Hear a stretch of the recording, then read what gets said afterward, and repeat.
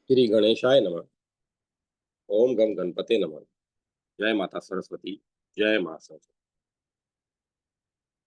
ओम श्री परमात्मने नमः। श्री गणेश श्री गणेश की भगवत्ता एवं महत्ता। जो शांत और पावन है, जिनका वैभव अचिंत्य है, जो शरीर से तो नर और मुख से गजाकार हैं, उन किन्हीं अनिर्वचनीय तेज पुंज का हम विघ्न रूपी अंधकार का नाश करने के लिए चिंतन करते हैं। आज का वैज्ञानिक मानव अंतरिक्ष जगत और भौतिक जगत में अनेकों रहस्यों का भेदन करते हुए अपनी नई नई स्थापनाएं कर रहा है। नवीन प्रयोगों और भौतिकता की दिग्विजय ने उसे निरा पदार्थवादी बना दिया है।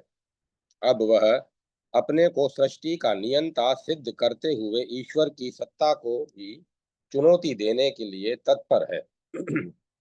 धर्म उसके लिए अंधविश्वास, श्रद्धा, बुद्धिहीनता और विश्वास मूर्ता का प्रतीक है। जड़ पदार्थवादी फायरवाक कहा करता था, मनुष्यों को भगवान ने नहीं बनाया, अपितु भगवान को मनुष्यों ने बनाया है। इसके विपरीत भारतीय महर्षि योगियों ने समाधि अवस्था में अपनी ऋतंभरा प्रज्ञा द्वारा परमात्मा के जिन जिन दिव्य गुण गणों का अनुवाद अनुभव किया, विभिन्न शास्त्रों ने उन उन गुणों वाले नामों का अनुसंधान किया है। वस्तुतः ईश्वर अद्वितीय है, अर्थात पर ब्रह्म परमात्मा एक ही है, किंतु कोई उसे अव्यक्त मानता है और कोई व्यक्त। सृष्टि का सत्ताधीश तत्व एक ही है, उसे ही ब्रह्म, ईश्वर, परमात्मा आदि अनेक नामों से जाना जाता है। वह एक ही तत्व कारणों के तारतम्य से ब्रह्म, परमात्मा, भगवान आदि नामों से व्यपदिष्ट होता है। श्री गणेश तत्व क्या है, यह जिज्ञासा प्राय सभी गणेशोपासकों के हृदयों को उद्वेलित किया करती है। महर्षि व्यास ने श्री महागणपति सहस्त्र नाम स्तोत्र में गणेश के पर्यायवाची नामों में उन्हें प्रथम 199 प्रथमेश्वर, 190 तत्वमानां परम तत्वम, 502 परमात्मा, 541 ब्रह्म, 559 भगवान, 573 ब्रह्मा, 742 विष्णु, 743 शिव, 744 रुद्र, 745 ईश, 746 शक्ति, 747 आदि विशेषणों से व्यक्त किया है। अतः नामेक्य से यह प्रतिपादित होता है कि गणेश और परमात्मा या परम तत्व में अभिन्नता है। गणेश अथर्व शीर्ष में उन्हें प्रत्यक्ष परमात्मा निरूपित करते हुए कहा है, तत्मेव प्रत्यक्षम तत्वमसि, तत्वमेव केवलम कर्तासि, तत्वमेव केवलम धर्तासि, तत्वमेव केवलम हर्तासि, तत्वमेव सर्व खिलदम ब्रह्मासि। उप, उपलिखित ऊपरी लिखित वचनों से ऐसा प्रतीत होता है कि जो केवल शब्द प्रयुक्त किया गया है, वह उसी पर ब्रह्म गणेश का सूचक है, जो सृष्टि के आदि में रहा है, जिससे यह नाम रूपात्मक सारा जगत उत्पन्न हुआ है, जिसके भीतर वह स्थित है तथा महाप्रलय के समय पुनः उसके भीतर वह विलीन हो जाता है। इसी कारण से श्री गणेश को अनादि देवता के रूप में समादृत किया गया है। वे ही योगीधीश्वर, निधिपति, ज्ञान और बुद्धि के प्रदाता भी है। उन्हें ही वक्रतुंड, एकदंत, शूर्पकर्ण, लंबोदर, विघ्नेश्वर, गणपति, गजानन, विनायक, सिद्धिदाता कहा गया है। उन्हें वेद भी ऐसा नहीं है, नेति नेति कहकर अव्यक्त निरूपित करता है, किंतु जो जगत के लीला विलास हेतु अवतरित होकर व्यक्त बनकर सज्जनों पर अनुग्रह और दुष्टों का निग्रह करते हैं। अतएव श्री गणेश ही ब्रह्म हैं। वे निर्गुण, सगुण, व्यक्ता व्यक्त भी हैं। गणेश पुराण के उपासना खंड अध्याय 40 के अनुशीलन से ज्ञात होता है कि श्री गणेश ही आदि देव, पर ब्रह्म, जगत के पालक, नियंता और प्रेरक तत्व है। श्री व्यास जी ने श्री गणेश महत्व सूचक एवं कथा में इस बात का उल्लेख किया है कि पूर्व काल में त्रिपुरासुर ने वरदान के प्रभाव से समस्त मृत्यु लोक, ब्रह्म और वैकुंठ लोक को अपने वशवर्ती कर नहीं कर अपनी अखंड सत्ता की स्थापना कर ली। समस्त देवता त्रिपुरासुर के अत्याचारों से संतप्त होकर नारद जी से पूछते हैं, यह असुर हमारे मारने पर भी नहीं मर रहा है। इसने हम सबको अधिकारहीन कर दिया है। कृपया बताइए, अब हम किसकी शरण में जाएं? नारद जी ने देवताओं से प्रत्युत्तर देवताओं नारद जी ने देवताओं से प्रति उत्तर में कहा, पूर्व काल में त्रिपुरासुर आदि देव श्री गणेश को प्रसन्न कर आप लोगों से निर्भय होने का वरदान प्राप्त कर चुका है, किंतु श्री गणेश ने बुद्धिमता से उसकी मृत्यु केवल एक उपाय रख छोड़ा है उसकी मृत्यु का केवल एक उपाय रख छोड़ा है। अतः आप लोग कठोर तप करते हुए अपनी मंगल कामना हेतु उन्हें प्रसन्न कर उनसे त्रिपुरासुर वध का रहस्य जानने का प्रयास करें। कहा जाता है कि देवताओं और ऋषियों ने नारद जी के बताए अनुसार 1 सहस्त्र दिव्य वर्ष तक श्री गणेश का ध्यान एवं स्तुति की। देवताओं ने प्रार्थना में श्री गणेश का परमात्मा के रूप में स्मरण किया था। यह अधोलिखित श्लोकों से ध्वनित होता है। नामो नमस्ते परमार्थ रूप, नामो नमस्ते खिल कारणाय, नामो नमस्ते खिल कारकाय, सर्व दिव्याणि मदि वासने अपि, नमो नमो भूत भाय तेस्तु, नमो नमो भूत कृत्वे सुरेश, नमो नमः सर्वधियानां प्रबोध, नमो नमो विश्वलो भृतवाय, नमो नमो विश्वभृत अखिलेश, नमो नमो कारण कराणाय, नमो नमो वेद विदामदृश्य, नमो नमो सर्ववर प्रदाय। श्री गणेश पुराण की उपासना। हे सत्य स्वरूप, आपको बार बार नमस्कार है। आप ही सब चराचर सृष्टि के कारण हैं, अतः आपको सादर प्रणाम। आप सृष्टि के नियंता एवं सब इंद्रियों के अधिष्ठाता हैं। आपको हम नमन करते हैं। हे सुरेश्वर, भूतमय और भूतों को उत्पन्न करने वाले आपको हम पुनः प्रणाम करते हैं। आप बुद्धि की वृत्तियों के ज्ञाता, सृष्टि रचयिता, उसकी स्थिति और लय रूप है। आपको हमारा प्रणाम है। सर्वेश्वर, विश्वपालक, सब कारणों के परम कारण, हम आपको सिर झुकाकर प्रणाम करते हैं। आप वेद वेताओं के लिए भी अदृश्य हैं। हम बार बार सबको वर देने वाले आपको सादर नमस्कार करते हैं। उपर्युक्त गणेश पुराण में देवताओं की वंदना इस बात की घोतक है कि श्री गणेश ही देव वंदित, सर्व पूज्य, जगत के परम कारण और उसकी स्थिति, उत्पत्ति और लय के एकमात्र हेतु है। कहा जाता है कि उन्हीं के अनुग्रह से देवताओं के समस्त संताप दूर हो सके। आज भी हम देखते हैं कि सनातन परंपरा से हिंदू शास्त्रों में कार्यारंभ के पूर्व मंगल मूर्ति विघ्नेश की वंदना मनोरथ की पूर्ति करती है। हमारे इस कथन की पुष्टि निम्न शब्दों से भी होती है।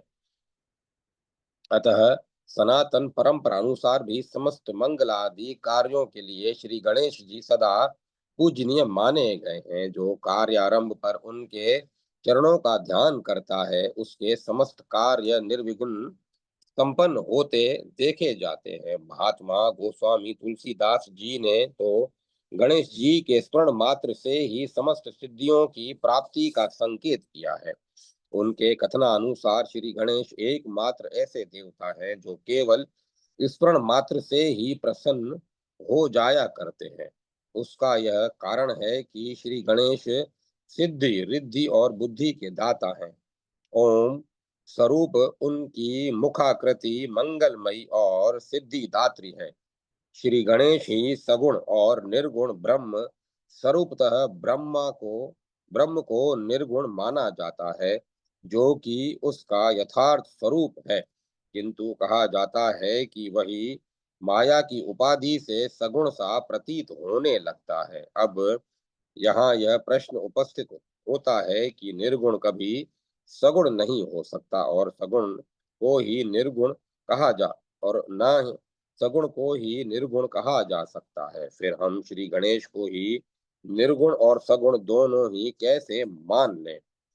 शास्त्रकारों और संतों का इस संबंध में कथन है कि माया भी ब्रह्म की ही शक्ति है। पुनश्च शक्ति और शक्तिमान उसी तरह अभिन्न है जैसे अग्नि और उसकी दाहिका शक्ति अभिन्न होती है। अतएव माया से परे होने पर वह निर्गुण कहलाता है। वह नित्य निर्गुण होते हुए भी नित्य सगुण हुआ करता है। निर्गुण सगुण का एक अर्थ यह भी लगाया जाता है कि चूंकि हम अपने चर्म चक्षुओं से उसके तेजस्वी स्वरूप को नहीं देख पाते, अतः उसे निराकार या निर्गुण के रूप से नाम से पुकारते हैं। किंतु उन्हीं के जिस तेजस्वी स्वरूप को हम देख सकते हैं, उसे ही साकार या सगुण की उपाधि प्रदान करते हैं। गणेश में दोनों तत्व एक साथ विद्यमान होने से वे एक साथ निर्गुण सगुण है। गणपत्याथर्व शीर्ष में कहा गया है, आप ही प्रत्यक्ष तत्व परमात्मा है। गण शब्द में ग का तात्पर्य दृश्यादृश्य जगत में रहने वाला ब्रह्म है, और ण का आशय है मन वाणी से रहित और संयोग और एवं आयोग में रहने वाला। इस तरह गकार और णकार रूप से गणेश को निर्गुण सगुण कहा जाता है। इसी तरह त्वम शब्द नारात्मक है और तत् शब्द गजात्मक तथा दोनों के ही अभेद में असी क्रियापद है। निर्गुण और सगुण के मध्य प्रणव है। अतएव जिससे गकार और रकार से समन्वित कहा गया है, वही प्रत्यक्ष परमात्मा है। श्रुति वाक्य में गकार और रकार का यथार्थ रहस्य प्रतिपादित किया गया है। वस्तुतः समस्त जगत क्या है, उसका प्रत्युत्तर हमें आगे लिखी हुई पंक्तियों में मिलता है। मनोवाण्यम सर्वम इत्यादि कहने का आशय यह है कि गकारात्मक ब्रह्म धारण करने योग्य है तथा वह मन और वाणी में है, तथा दृश्यादृश्य व्यक्ता व्यक्त निर्गुण सगुण स्वरूप वाला है। गण शब्द में णकारात्मक ण मन और वाणी से परे है, अर्थात निर्गुण स्वरूप है, जो संयोग और अयोग में स्थित है, अर्थात मुक्ति और बंधन का प्रतीक है। गकार सगुण प्रतिपादक है और णकार निर्गुण वाचक। सगुण रूपी गकार के साथ निर्गुण का बोध हो, इसीलिए णकार का योग गकार के साथ किया गया, जिससे गण शब्द की निष्पत्ति हुई और उससे निर्गुण सगुणात्मक ब्रह्म गणेश का बोध हुआ। इस गकार और अकार से ही अनेक ब्रह्मा और सृष्टि की उत्पत्ति हुई है, ऐसा योगी लोगों का कथन है। गणेश शब्द की स्थिति में गकार और अकार दोनों स्थित हैं। जो ब्रह्माकार है अर्थात ओमकार स्वरूप है, वह श्रुति प्रतिपादित बात है। ग और ण अक्षर के देवता गणेश है। गण शब्द के में गणपति योग रूप से स्थित है, अतः गणेश की उपासना शांति पूर्वक उभय निर्गुण और सगुण रूपों में की जा सकती है। श्रुति वाक्यों में कहा गया है कि इस सृष्टि में सर्वत्र ब्रह्म विद्यमान है। अस्तु इस सिद्धांतानुसार गणेश भी निर्गुण सगुण रूप से सर्वत्र विद्यमान है। गणेशोत्तरार्थ उपनिषद में कहा गया है, जो मनोगति शून्य है, अर्थात जिसे मन से न जाना जा सके, जो अज्ञेय है, अर्थात जिसे वाणी के द्वारा भी व्यक्त न किया जा सके, तथा जो निर्गुण होने से विकल्प शून्य है, वह निरुपाधिक माया से व्यक्त है। उनका गजाकार स्थूल और गजवक्त्र महान शक्ति का घोतक है, जिसने जगत को धारण कर रखा है। श्री व्यास जी ने ब्रह्म सूत्र के अंदर जिसे जगत की स्थिति, लय और उत्पत्ति का कारण माना है, वह ईश्वर यहाँ ब्रह्म है। गणेश जी को भी जगत का परम कारण कहा गया है। गणेश पुराण में कहा गया है, जिससे ओमकार उत्पन्न होता है, वह गणेश है, और इसी से वेद और आविर्भूत ज- जगत भी आविर्भूत हुए हैं। गणपत्य अथर्व शीर्ष में श्री गणेश को ही केवल कर्ता माना गया है। यथा त्वम पदार्थ व्यवहार की सत्ता को धारण करने वाला है, और केवल शब्द से, अव्यक्त से लगाकर स्थूल देह तक समस्त जगत के निर्माता गणेश कहे जाते हैं। त्वम केवलम कर्तासी।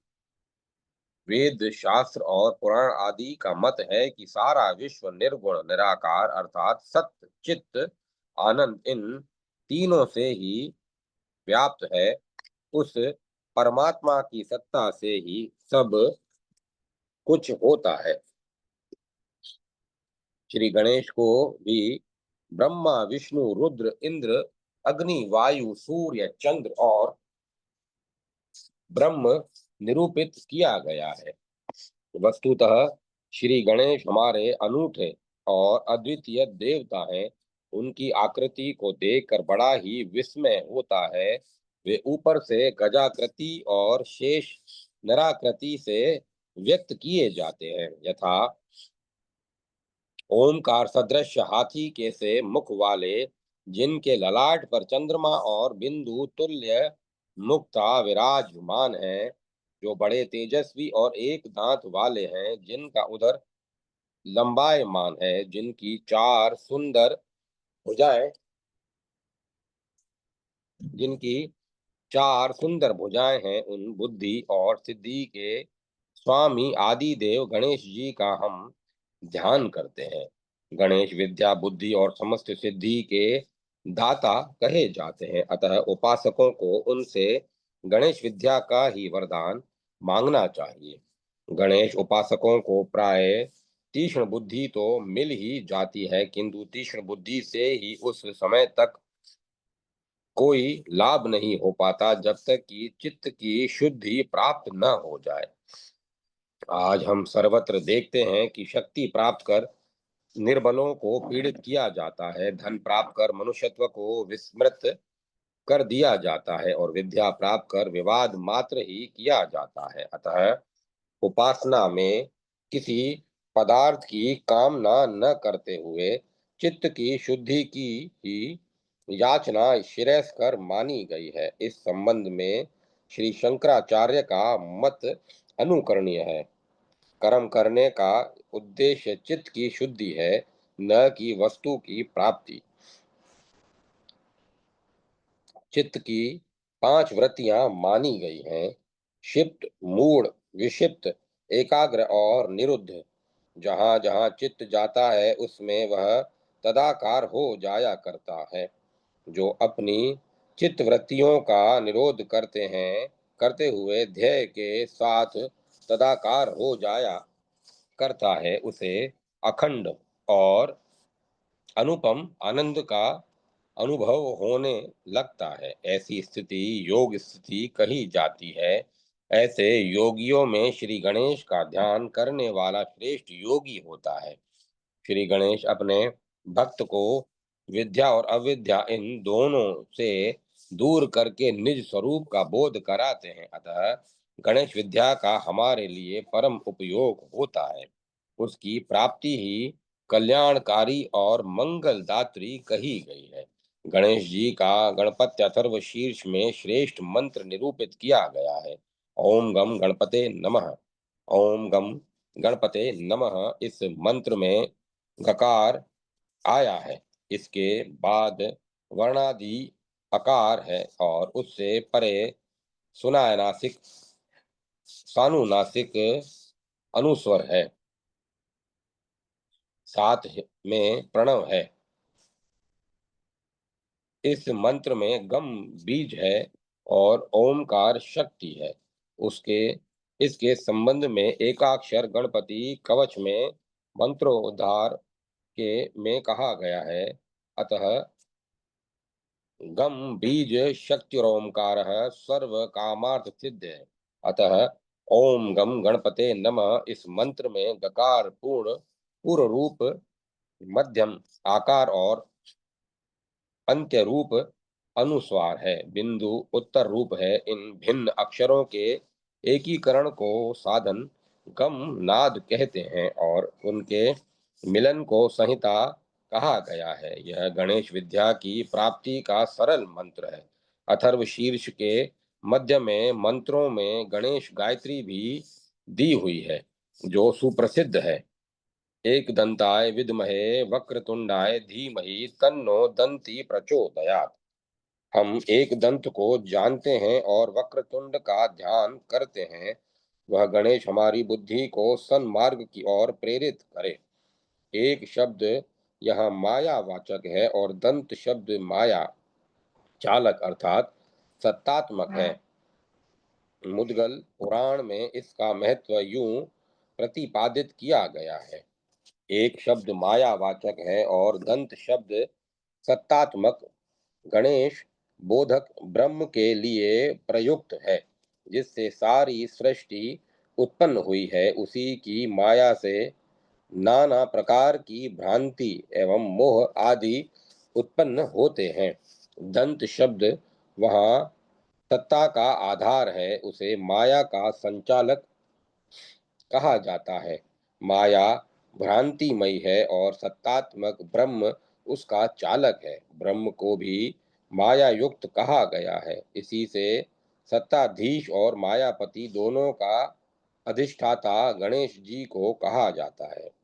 गणेश जी के ध्यान के लिए गणपति अथर्व शीर्ष में उप अधोलिखित मंत्र आया है, जो उनके यथार्थ स्वरूप का निरूपण करता है। श्री गणेश एक दंत चतुर्भुज, हाथों में पाश अंकुश अभय और वरदान मुद्रा धारण किए, मूषक चिन्ह की ध्वजा लिए, रक्त वर्ण लंबोदर, विघ्न विनाशी शूर्प कर्ण वाले, जिनके शरीर में लाल चंदन लगा है और जिन्हें लाल सुंदर पुष्प अर्पित किए जाते हैं, ऐसे हैं। वे अपने भक्तों पर अनुग्रह करता है। वे ही जगत के आदि कारण हैं, जो सृष्टि के आदि में प्रकट हुए। प्रकृति और पुरुष इन दोनों से परे हैं। जो योगी इस प्रकार उनका ध्यान करता है, वह परम योगी बन जाता है। आज विश्व अशांत और संतप्त है। बड़े राष्ट्र छोटे राष्ट्रों को निगल जाना चाहते हैं। एक ही देश के नागरिक अपने ही अन्य नागरिकों बंधुओं के द्वारा प्रताड़ित हैं। दूर की बात जाने दीजिए। एक ही परिवार में भाई भाई, माता पिता, पति पत्नी तक आपसी व्यवहारों से संतुष्ट नहीं है। इसका मूल कारण यह है कि यदि हमें इस स्थिति से त्राण पाना है, तो कार्य आरंभ के पूर्व विघ्नेश्वर और विघ्न विनाशक आदि देव श्री गणेश का स्मरण करना श्रेयस्कर होगा। वे हमारे चित्त के गहन अंधकार को अपनी मंगल मूर्तिमयी ज्योति से प्रकाशित करेंगे। वे अनाम, अरूप, अस्पर्श, अशब्द अर्थात निर्गुण होते हुए भी नाम रूप शब्द आदि व्यक्त रूप में भी है। अतः उनकी अभय रूप से उनकी अभय रूप में उपासना की जा सकती है। उनकी सच्ची निष्काम उपासना उपासक को भौतिक वैभव, बौद्धिक ऐश्वर्य और आत्मिक बल प्रदान कर लौकिक और पारलौकिक अभ्युदय का मार्ग प्रशस्त करेगी। हम अंत में उस वरद मूर्ति श्री गणेश के चरण कमलों में नमन करके सद्बुद्धि की उनसे याचना करते हुए चित्त शुद्धि की प्रार्थना करते हैं। नमो वार्तपत्ये नमो गणपत्ये नमः प्रथम पत्ये नमस्तु लंबोदराय कंदनाय विघ्न नाशिने शिव सुताय श्री वरद मुद्रय नमः। जय माता सरस्वती। जय मां सरस्वती। गणपति पगन मो मानस रम्यो करे, मूषक सवारी नित मोदक आसन रुचि, दासन सदा जो गायन बुद्धि सरस्यो करे, दारिद्र बिदारे सुख संपत्ति भवन पूरी, अनिमादि सिद्धि नव निधियों भरियो करे, विघन विपिन वहिन दायक विमल ज्ञान, हृदय पटल सोई तंदुभ बस्यो करे, धैर्य तासु सुखद विबुद्ध कुल बंदनीय, गणपति पगन मो मानस रम्यो करे। जय माता सरस्वती। जय मां सरस्वती। गणपति और श्री महागणपति। श्री गणपति प्रतीक और पुरुष से परे विराजमान ब्रह्म हैं। वे कभी अपनी महिमा से च्युत न होने के कारण अच्युत कहे गए हैं। संपूर्ण जगत के कारण तत्व के वे ही हैं। भक्त जनों पर अनुग्रह करने के लिए वे गणपति देव सृष्टि के आदि काल में स्वतः प्रादुर्भूत हुए थे। मैं उन्हें प्रणाम करता हूँ। उपनिषद में गणपति को साक्षात ब्रह्म सर्वव्यापक बतलाया है। जिस तरह ब्रह्म वाच्य वाचक भेद से ज्ञेय और उपास्य दो प्रकार का है, उसी तरह श्री गणेश भी उपासना की दृष्टि से निर्गुण एवं सगुण दो प्रकार के हैं। पहला श्री गणपति का वाच्य स्वरूप अचिंत्य अप्रेमय ब्रह्म है, जिसकी केवल योगी षट चक्रों में नाद ब्रह्म के स्वरूप में उपासना ध्यान करते हैं। प्रत्येक मनुष्य के शरीर में रीढ़ की हड्डी के मूल में गुदा से 2 उंगल ऊपर मूलाधार चक्र है। यह चक्र 4 दलों वाला है। इसमें संपूर्ण जीवन की शक्ति अव्यक्त रूप से रहती है। चक्र के मध्य में चतुष्कोण आधार पीठ है। इस पर श्री गणेश विराजमान है। जैसे मूलाधार चक्र के ऊपर त्रिगुणमयी पराशक्ति कुंडलिनी है, कुल देवता श्री गणपति के चिन्मय स्वरूप का ध्यान करने मात्र से ही कुंडलिनी प्रबुद्ध होकर क्रमशः स्वाधिष्ठान, मणि, पूरक, अनाहत, विशुद्ध और आज्ञा चक्र में प्रविष्ट हो जाती है। तत्चक्र की लोकोत्तर सिद्धि प्रदान करती हुई सहस्त्रार चक्र से परम शिव के साथ जा मिलती है। षट चक्रों में व्याप्त चिन्मयी नाद शक्ति ही महागणपति है। गणपत्य योग में चिदानंद लहरी के स्वरूप में महागणपति का ध्यान षट चक्रों में किया जाता है। सर्वप्रथम अनादि अनंत स्वरूप श्री महागणपति के चिन्ह में स्वरूपों में से गणपत्य धर्म का आविर्भाव हुआ। श्री गणपति ने अपनी उपाधि गणपतियों से विष्णु, ब्रह्मा, इंद्र आदि देवता एवं शंकर, कार्तिकेय, नंदीश्वर आदि रुद्रगणों को विभूषित किया। श्री गणपति का दूसरा वाचक ओमकार स्वरूप सगुण साकार एवं श्री समृद्धि का प्रदायक है, जिसके ध्यान मात्र से ही मनुष्य संपूर्ण विद्या का निधिपति बन सकता है। अनादि काल से लेकर आज तक के देवता, ऋषि, मनुष्य, यक्ष, राक्षस, वैष्णव, सौर, शाक्त, गणपत्य एवं पाशुपत मतानुयायी भक्तजन जिनकी पूजा सप्रिया सदा करते आए हैं, वे विघ्न नाशक श्री गणपति शरीर से रक्त वर्ण के हैं। उन्होंने लाल रंग के ही अंगराग वस्त्र और पुष्पहार धारण कर रखे हैं। वे लंबोदर हैं, उनके मस्तक पर चंद्रमा का चंद्राकार मुकुट है।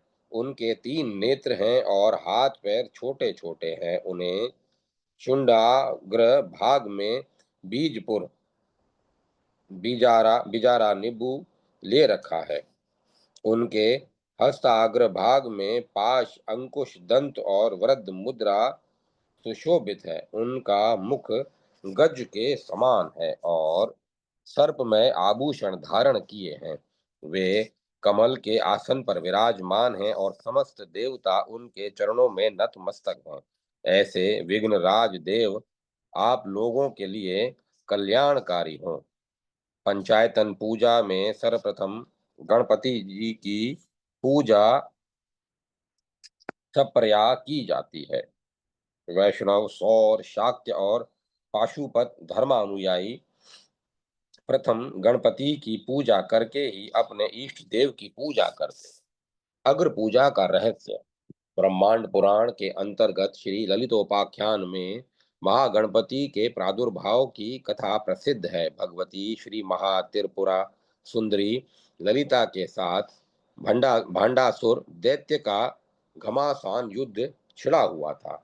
भगवती बाला अंबिका एवं दंडनाथा नाम की 2 शक्तियों द्वारा भांडासुर के 300 पुत्रों का निधन हो चुका था। श्री भगवती की इस महान विजय पर भांडासुर का मंत्री विशुक्र क्षुब्ध होकर एक बड़ी भारी शिला पर जय विघ्न यंत्र लिखकर उसकी पूजा करके रात्रि के समय श्री ललिता देवी की सेना नगरी शिविर के एक कोने में रख आया। उस यंत्र के प्रभाव से युद्धोधत सेना में आलस्य, कृपणता, दीनता, निंद्रा, तंद्रा, शिथिलता, प्रिमिलिका, क्लिब्धता, निरहंकारा या विस्मृति, ये 8 दोष उत्पन्न हुए। विघ्न यंत्र के प्रभाव से श्री ललिता देवी की सेना उत्साहहीन एवं अचेत होकर शास्त्रों का परित्याग कर अपने अपने शिविर में प्रवेश कर गई। तब अवसर पाकर विशुक्र तुरंत ही शक्ति सेना पर आक्रमण कर दिव्य अस्त्र शस्त्रों का प्रहार करने लगा। उस समय श्री ललिता देवी की सेना नायिका दंडनाथा और मंत्रिणी सची सचिकेशी दोनों सचेत हो अपने कार्य में जागरूक थी। विशुक्र को युद्ध के लिए तत्पर देखकर दोनों महारागी श्री ललिता के महा सानिध्य में पहुंचकर सेना शिविर का समाचार सुनाने लगी। यह वह वृतांत सुनकर श्री महा त्रिपुर सुंदरी ललिता स्मित पूर्वक सिमित पूर्वक श्री महाकामेश्वर के मुखमंडल की ओर निहारने लगी। श्री त्रिपुर सुंदरी ललिता के मंद हास्य से उद्भुत प्रभा पुंज में से कोई अनिर्वचनीय तेजस्वी देवता प्रकट हुआ, जिसका मुख हाथी के समान था। उसके गढ़स्थल से मद की धारा झर रही थी। उसकी अंग कांति जपा कुसुम समूह की लाली को चुराए लेती थी। उसने अपने 10 हाथों और शुंड में क्रमशः बीजपुर, बिजोरा, गदा, ईक का धनुष, सुंदर शूल, शंख, पाश, उत्पल, धान की बाल, वरद मुद्रा, अंकुश और रत्न में कलश धारण किए थे। वह लंबोदर था और उसके मस्तक पर चंद्राकार चूड़ामणि शोभा पाती थी। उसके मुख से मद की सी गर्जन ध्वनि निकल रही थी। वह सिद्धि लक्ष्मी से आलिंगित था। उस गजानन देवता ने प्रकट होते ही महेश्वरी ललिता के चरणों में प्रणाम किया। त्रिपुर सुंदरी ललिता से आशीर्वाद लेकर वे गजानन विभिन्न का प्रकार के भीतर सेना शिविर में पहुंचे। प्राकार के चारों ओर घूमते हुए श्री महागणपति ने एक कोने पर स्थित विघ्न यंत्र को देखा, परंतु तुरंत ही उन्होंने अपने घोर दंताघात से उसे चूर्ण कर आकाश में उड़ा दिया। विघ्न यंत्र के नष्ट होते ही शक्ति सेना सचेत हो युद्ध के लिए उद्यत हो गई।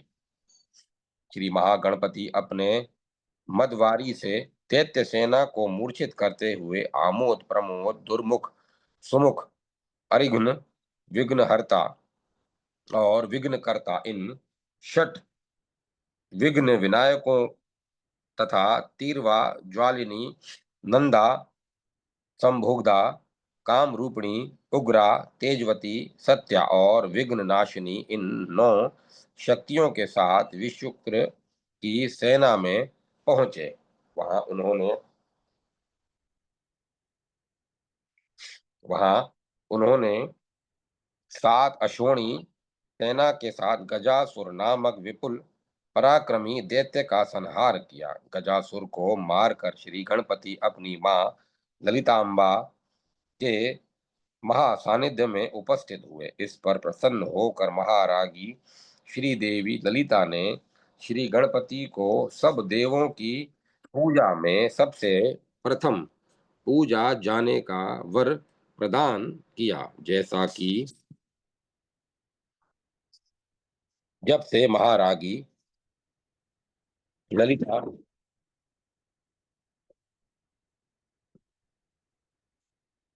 का यह वर प्राप्त हुआ, तब से महागणपति विष्णु ब्रह्मा आदि सभी देवता असुर मुनि मनुष्य एवं महर्षियों के में प्रथम पूजित हुए। इसीलिए पंचायतन पूजा में सर्वप्रथम पूजा श्री गणपति की ही होती है। उसके अनंतर ही सर्वदेव पूजा की विधि है। गणपति की उपासना यजुर्वेद में गणानाम त्वा गणपति इस वाक्य से ब्रह्मा विष्णु आदि गणों के अधिपति श्री गणनायक ही परमात्मा कहे गए हैं और वैदिक यज्ञ क्रिया से उनकी उपासना करना सर्वोत्तम माना गया है। भगवान आदि शंकराचार्य तंत्र मार्ग से ही गणपति की उपासना करने पर शीघ्र सिद्धि उपलब्ध होती है, ऐसा कहते हैं। जैसा कि प्रपंच सार में मंत्रागम की सपर्या गुरुगम्य मानी गई है। जो साधक गुरु परंपरा से गणपति पर्या की विद्या उपलब्ध करते हैं, उन्हें ही उपासना में प्रवेश करने का अधिकार होता है। तंत्र शास्त्र की उपासना में देश काल एवं उपकरणों की अत्यधिक आवश्यकता पड़ती है। भगवान परशुराम के मतानुसार तंत्रागम पूजा में सर्वप्रथम महागणपति का ध्यान करना चाहिए। जैसा कि कहा गया है, भगवान महागणपति का वाम पार्श्व सिद्ध लक्ष्मी से आलिंगित है। वे मणिमय रत्न सिंहासन पर विराजमान है। उनका शरीर करोड़ों सूर्यों के समान चमकीला रक्त वर्ण वाला है। मस्तक पर अधरेंदु चंद्रमौली हैं।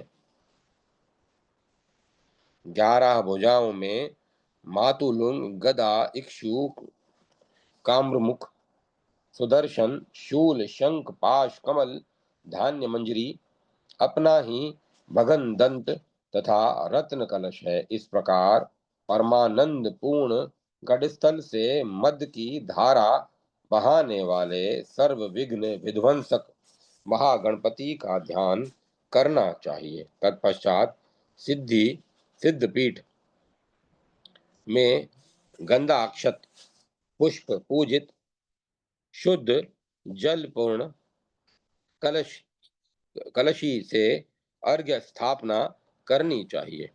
उसी अर्घ्यामृत जल से अर्घ्य पात्र आदि का संस्कार करके महागणपति की पूजा सप्रया पंचावरण में से करनी चाहिए, जैसा कि ऐसा कहा गया है, मूलेन पंचावरण पूजाम कर्यात। पूजा तर्पया के उपचार में पाद अर्घ्य आचमन स्नान वस्त्र भूषण गंध पुष्प धूप दीप नैवेद्य निराजन आदि का उपयोग होता है, जैसा कि देवाम गणनाथाम दशदोपतर्य इत्यादि। उपर्युक्त विशेषाधार्य मृत वारी से सविधि उपचार पूजा सप्रया करके सर्व विघ्न निवारणार्थ महागणपति की स्मृति स्तुति करनी चाहिए। तत्पश्चात महागणपति मंत्र का जप करने पर शीघ्र सिद्धि प्राप्त होती है। यद्यपि तुरंत सिद्धि प्राप्त होने के लिए उच्चिष्ट गणपति वृद्ध गणेश हरिद्रा गणेश आदि की उपासना अत्यंत उत्तम समझी जाती है, तथापि ये सब सिद्धियां क्षणिक मानी गई हैं। उपर्युक्त महागणपति की पूजा सपर्या से साधक को शाश्वती सिद्धि समृद्धि उपलब्ध होती है और भोग अपवर्ग दोनों प्राप्त होते हैं। जय माता सरस्वती। जय मां सरस्वती। ओम नमो नारायण। ओम नमो भगवते वासुदेवाय। ओम नमः शिवाय। ओम तत्सत। ओम तत्सत। ओम तत्सत। अब गणेशांक कथा को यही विराम दिया जाता है।